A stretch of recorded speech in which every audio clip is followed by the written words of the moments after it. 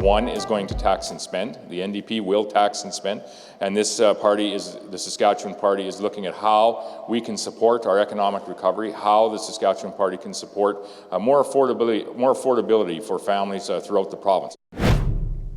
A third province is heading to the polls in the middle of the COVID-19 pandemic. Party leaders in Saskatchewan are canvassing for votes this week after an election was called on Monday.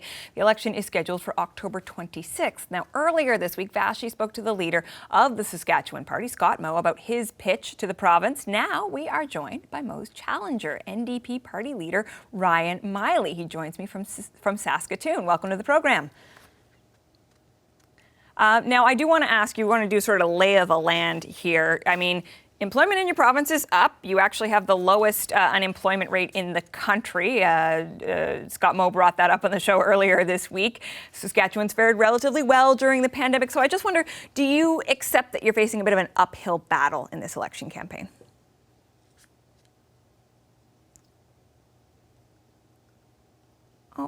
Unfortunately, I don't think we have your audio right now, Ryan Meili, Dr. Meili.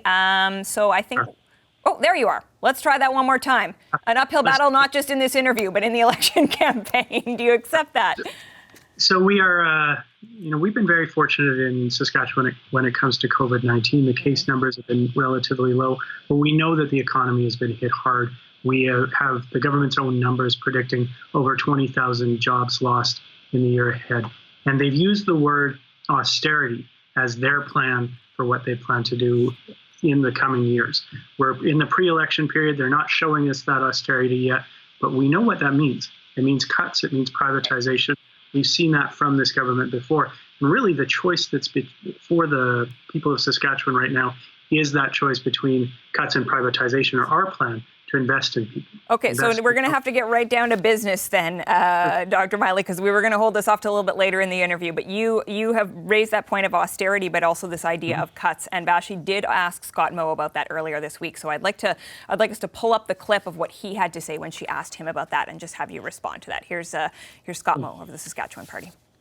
No, absolutely not. How we will balance the books here in the province of Saskatchewan is to, first of all, recover to the economy, the strong economy that we had pre-COVID, and then continue to grow that economy, providing the resources to allow us to continue to invest in communities across Saskatchewan. This has been how we have governed for the last 13 years, and this is how we intend, if we are fortunate enough to gain the support of the people of Saskatchewan, to govern over the course of the next 4. So no, absolutely not to cuts. He says he plans to balance the budget by 2024-25 by recovering and growing the economy. What do you think about that? I mean, it's tough to keep saying that he's going to make cuts when he says he's not going to. His own finance minister's word is that word of austerity, and we have the record of the Sask Party. Back in 2017, we saw a budget deficit of $1 billion. At that time, this government cut $54 million from education, cut from healthcare, cut from social services, and they got rid of our public bus service and tried to sell off SaskTel and SGI, our public telephone and insurance companies.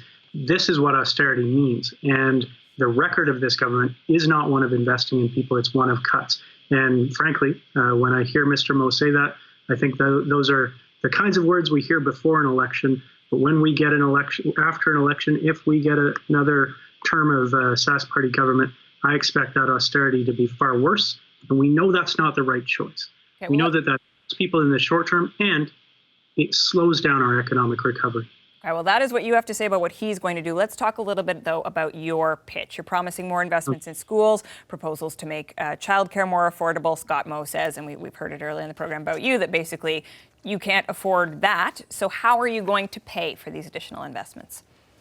And this is what shocks me when I hear that from Mr. Moe. He's basically telling people we can't afford the essentials, that we can't afford childcare, we can't afford decent healthcare, that we can't afford to invest in classrooms that have seen class sizes grow to an amount that was terrible before the COVID-19, but it now is downright dangerous.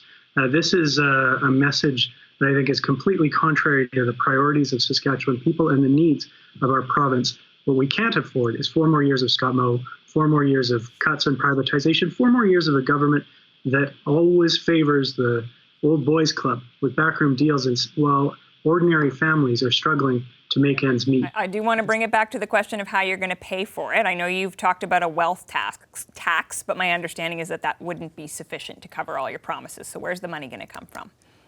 Yeah, so we are asking those 0.5%, that very wealthy group in Saskatchewan, to pay just a little bit more so that we are able to make these investments. We also recognize that the kinds of investments we're talking about, childcare, home care, health and education, not only do they improve people's lives, not only is it crucial for us to do that, these are also the things that grow the economy.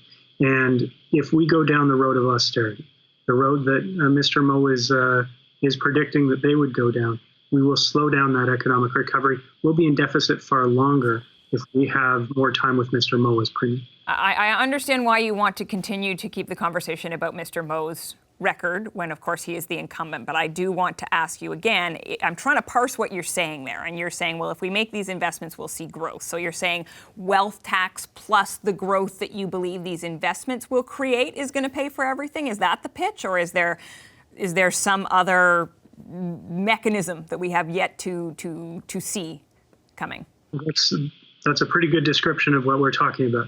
We're not raising taxes on ordinary families. We're not cutting. We're investing in the things we need because we know those investments will grow the economy. They'll increase our revenue.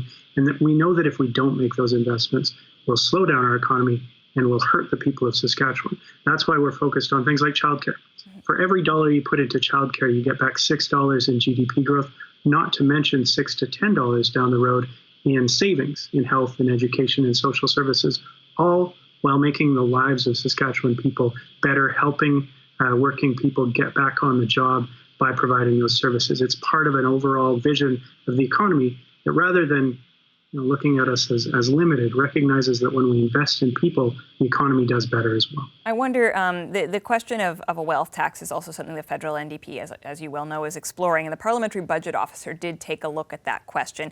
And part of the response said, the magnitude of this response is highly uncertain and dependent on the level of enforcement and the asset valuation techniques prescribed by this legislation. Were I to translate that into basic English, my understanding is they're saying people are going to do what they can do to avoid paying this wealth tax. And it's really hard to figure out how much money that's going to bring in. What do you say to that?